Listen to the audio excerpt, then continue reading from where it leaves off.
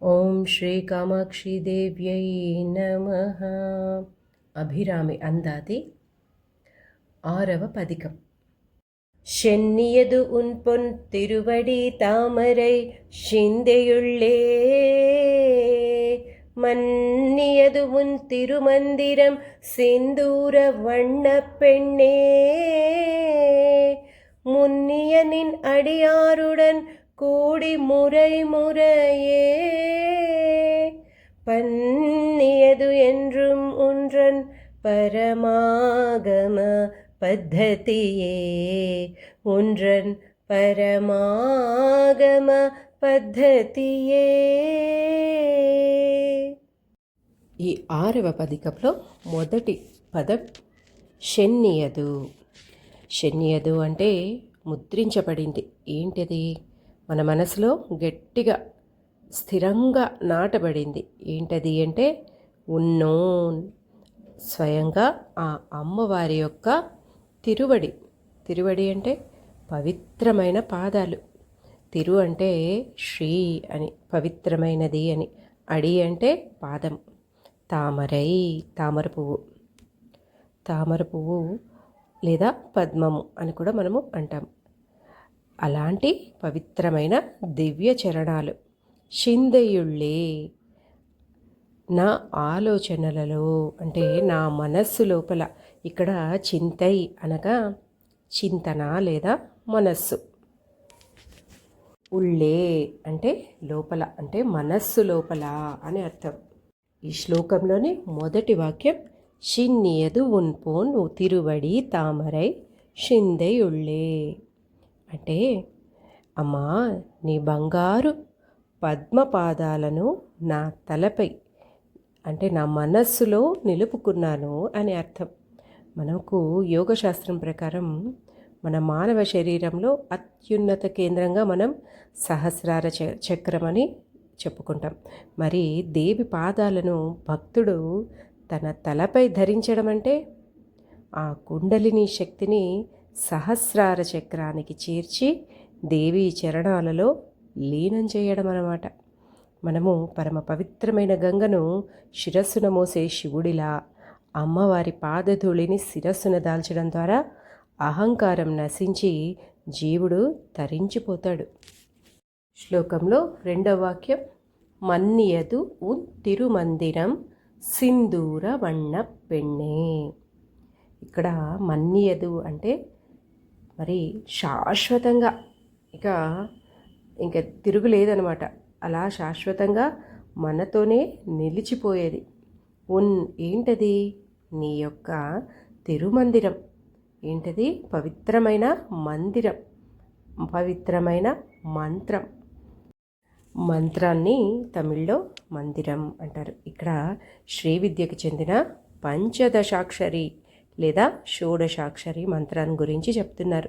సింధూర వర్ణం, ఎరుపు రంగు పొడివలే ప్రకాశించేటటువంటిది. వన్న అంటే కాంతి కలిగిన పెಣ್ಣే, ఓ స్త్రీమూర్తి, ఓ కన్యక. ఇక్కడ మనము జగన్మాతను ప్రేమతో ఆత్మీయతతో పిలుస్తున్న రూపం అన్నమాట. కాబట్టి ఈ 2వ వాక్యం యొక్క అర్థం ఏంటి అంటే, కుంకుమ వర్ణంలో ప్రకాశించే ఓ దేవి, నీ పవిత్రమైనటువంటి మంత్రం నా హృదయంలో స్థిరంగా ముద్రించబడింది అని. సింధూర వర్ణ పెಣ್ಣే అంటున్నాం ఇక్కడ. అంటే ఆ సింధూర వర్ణంలో ఉండే లలితా త్రిపుర సుందరి దేవి ఎరుపు రంగు సృష్టికి, కరుణకు సంకేతం. ఈ తిరుమందిరం అంటే ఇక్కడ శ్రీ విద్యకు చెందిన పరమ పవిత్రమైన షోడశాక్షరి లేదా పంచదశాక్షరి మంత్రం గురించి చెప్తున్నారు. మంత్రజపం అంటే కేవలం పెదవులతో కాకుండా శ్వాసతో కలిసి అజపాజపంగా మారి మనస్సులో స్థిరపడాలి. అంటే జపంలాగా ఒక మంత్రాన్ని లేదా మనము ఆ భగవంతుని యొక్క నామాన్ని నోటితో పదే పదే పఠించడం అనేదాన్ని జపం అంటాం. అదే అజపం అంటే అంటే లేకుండా అని, అంటే పెదవులు కదపకుండా నోటితో శబ్దం చేయకుండా చేసేటటువంటిది అజప. జపం ఎలా చేయాలి అంటే, భక్తుడు తనంతట తానుగా ప్రయత్నించి చేసే జపం కాకుండా లోపల తనంతట తానుగా నిరంతరం సాగిపోయే అప్రయత్నమైనటువంటి జపం. అంటే మనకు తెలియకుండానే సబ్కాన్షియస్ మైండ్ అంటారు కదండి, అలా ఆ సబ్కాన్షియస్ మైండ్లో కూడా మనం ఎప్పుడూ ఆ భగవంతుని గురించిన జపమే చేస్తూ ఉండటం అన్నమాట. 3వ వాక్యం, మున్నియనిన్ అడియారుడన్ కూడి మురై మురయే. మున్నియ అంటే నాకంటే పూర్వీకులైనటువంటి, అంటే ప్రాచీనులు, ఇంకా సాధకులు అని కూడా చెప్పచ్చు. నీ యొక్క అడియారుడన్ భక్తులతో కలిసి, అడియార్ అంటే ఆ దేవుని యొక్క పాదాలను ఆశ్రయించినటువంటి భక్తుడు, ఉడన్ అంటే వారితో కలిసి, కూడి జట్టుగా చేరి, అంటే సత్సంగం ఎప్పుడు ఒక్కరే చేయకూడదు, గుంపుగా అందరితో కలిసి చేసేదాన్నే సత్సంగం అంటారు. మురై మురయే, ఒక క్రమ పద్ధతిలో, ఒక తరతరాలుగా వస్తున్న సాంప్రదాయం ప్రకారం, ఇంకా చెప్పాలి అంటే గురు శిష్య పరంపరగా.